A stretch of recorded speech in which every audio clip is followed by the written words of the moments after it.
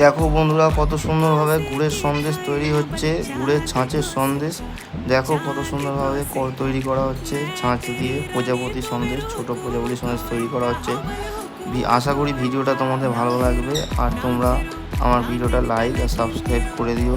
চ্যানেলে যদি নতুন হও তোমরা সাবস্ক্রাইব করে দিও, প্লিজ সাবস্ক্রাইব করে দিও। আর ভিডিওটা দেখো, খুব ভালো লাগবে তোমাদের আশা করি। আর আমাদের লাইক করে দিও আমার ভিডিওটা। দেখো মেকিং ভিডিও, সন্দেশ তৈরির মেকিং ভিডিও কত সুন্দরভাবে দেখো সন্দেশ তৈরি করা হচ্ছে। দেখো কত অপূর্ব লাগছে। প্রজাপতি গুড়ের সন্দেশ, ছাঁচের সন্দেশ, যেটা কড়া পাকের সন্দেশ বলে। খেতেও খুব সুস্বাদু হয়, এটা টেকসই হয়, 4-5 দিন থাকে এই সন্দেশটা রেখে খেতে পারবে। একদম গুড়ের সন্দেশ দেখো, প্রজাপতি ছাঁচের গুড়ের সন্দেশ। তোমরা এই ভিডিওটা দেখবে কিন্তু মিস করবে না। আমার চ্যানেলটাকে তোমরা প্লিজ সাবস্ক্রাইব আর লাইক করে দিও। Thank you.